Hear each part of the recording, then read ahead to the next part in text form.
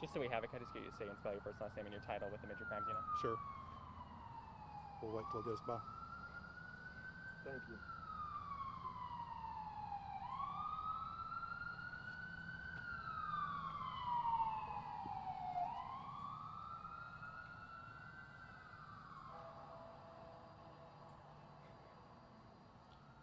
My name is Andre Reed. I'm a lieutenant with the Baldwin County Sheriff's Office. As a collateral duty, I serve as the commander of the Baldwin County Major Crimes Unit. And my name spelled is Andre first, and last name is Reid. I wanted to give you guys an update on a story that we put out a little bit earlier this afternoon in relation to a shooting that occurred here in Daphne. Around 3 o'clock this afternoon, the Daphne Police Department responded to the report of a man down on the boardwalk near Alligator Alley who was allegedly armed with a pistol, is the way it was described to the original officers. There were officers very close to the scene already working a call, and were able to get there fairly quickly, and much like it was reported by the citizens that were just walking on the boardwalk, they contacted a man who was actually shirtless at the time, I believe, but contacted him on the boardwalk, determined that he was indeed armed with a firearm. A couple of officers tried to give him verbal commands from down on the boardwalk, which he did not comply with.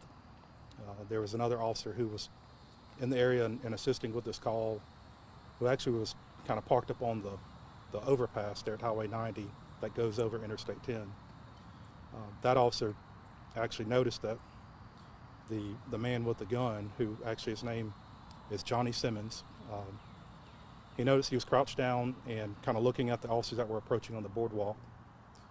The officer up on the overpass called out to him, gave him some verbal commands, asked to see his hands. Unfortunately, he did not comply with that. He fired multiple shots at that officer up on the overpass, and the officer returned fire at him, striking Mr. Simmons once in the abdomen. As far as we know right now, that is the only shot that was fired by law enforcement, although we are still working that scene. But based on what we know from not only officers that were on scene, but lay witnesses, people that were just out and about walking. Of course, you guys know what traffic is like. This is 3 o'clock in the afternoon there in Daphne. We have plenty of witnesses that were nearby that also heard and observed what was going on. So right now, that's kind of what we know. Mr. Simmons has had surgery. He's at a local hospital and is recovering from that surgery, but is expected to survive. How many shots did you say the police officer fired? Right now, only one we know is one shot that the officer fired. And was it one officer that was firing shots? There wasn't more than one? That's correct. All of our information and evidence indicates that one officer fired one shot, and in fact, immediately started radioing in medical services for Mr. Simmons. So they life flighted him and got him out fairly quickly into a hospital. So the officer who opened fire was the one on top of the overpass. That's a far ways away from where that happened. To only fire one shot, does that seem likely? I mean, to hit him with a one shot that far away, I mean, that just, I'm not a marksman, obviously, so, but I understand.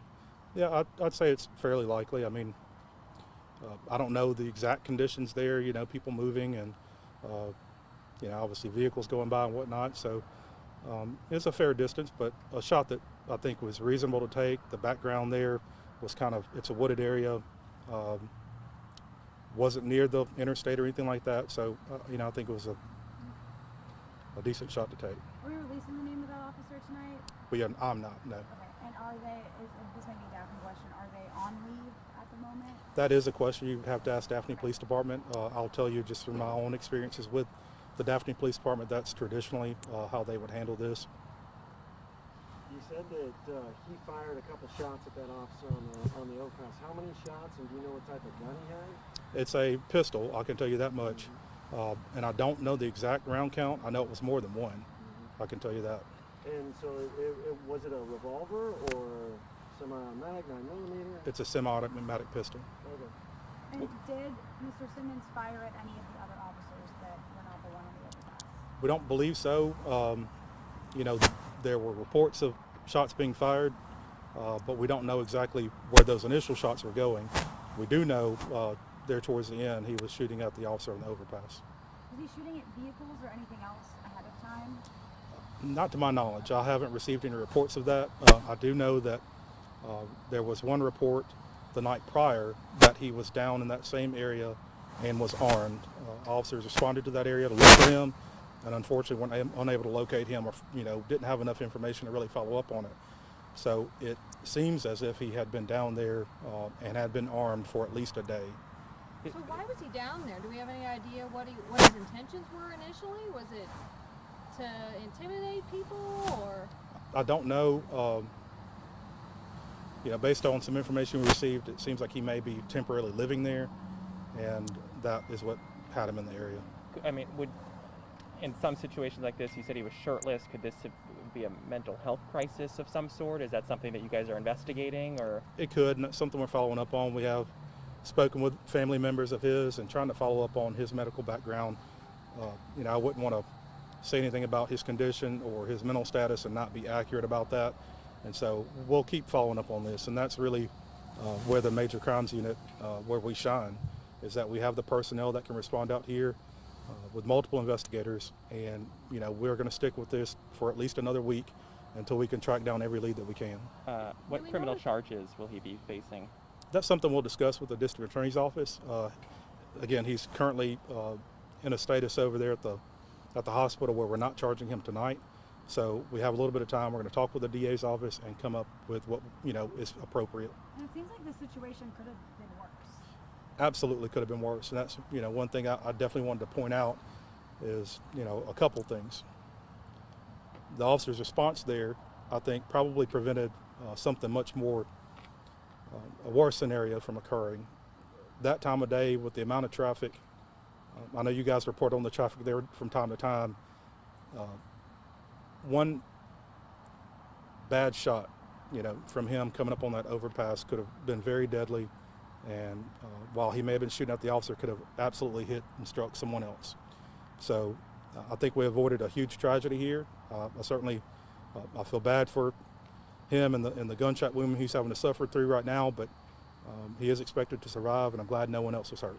Criminal background? Does he have any criminal background? I'm uncertain of his background. The first press release said he was alert when he got to the hospital. Has there been anything? Did he say anything on the way, or do y'all know that if he said anything when he got there? I don't know that he made any comments. Was he threatening anybody, like down on the boardwalk maybe, or did somebody just see him and call it in? I think his behavior, his body language, and with that firearm certainly caused some alarm for the initial callers that called us in. And so, I can't say that he specifically said anything to them, but they were frightened by his presence there. Do we know if he legally possessed that firearm? I don't know. That's something we'll have to, again, we'll be following up on his exact criminal history and whatnot. I can tell you that he did not originally purchase the firearm, someone else did. And right now it seems as if he, obtained that in a manner that just wasn't above board. So it wasn't his firearm. Anything else that you wanted to add? All the officers are okay? All the officers are okay, and really just want to thank the public for bearing with us as we try to work through this scene. It's really important, and like I said earlier, our purpose is to come and provide a fair and impartial investigation, and part of that, a big part of it, is the crime scene work that we have to do. And I understand that created some delays up on the highway, but we appreciate everybody giving us our space and keeping us safe while we're standing up on the overpass and standing on the roadway and things like that. So that's number one. And then the medical personnel for responding out there and doing such a good job and getting him out of here and getting him some help. The helicopter landing on the overpass, that was something we haven't seen in a while. It's been a little while, thank goodness. All right, I think that's it. Thank you. Thank you. Thank y'all.